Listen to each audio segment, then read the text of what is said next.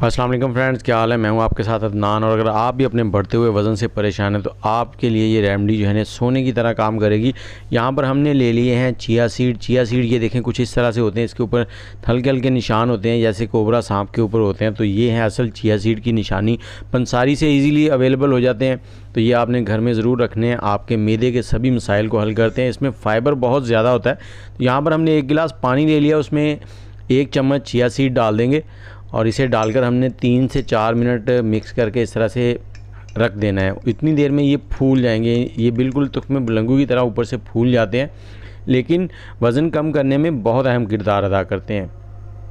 और इसके बाद हमने ले लिया यहाँ पर माल्टा।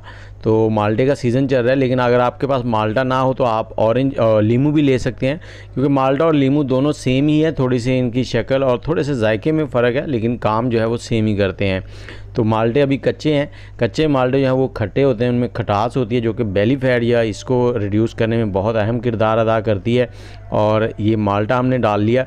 अगर लीमू इस्तेमाल करें तो लीमू आपने 1 गिलास में 1 ही इस्तेमाल करना है। और यहाँ पर इसको मिक्स करेंगे।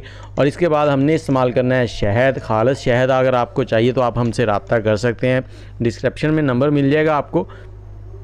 शहद 1 चम्मच इसमें डाल लेंगे और इसको आपने मिक्स करने के बाद 10 से 15 मिनट के लिए छोड़ देना है। और या फिर रात चिया सीड जो है इसको रात को भिगो के छोड़ दें और सुबह उठ के इसमें ये चीज़ें शामिल करें और इसको मिक्स करके पी लें।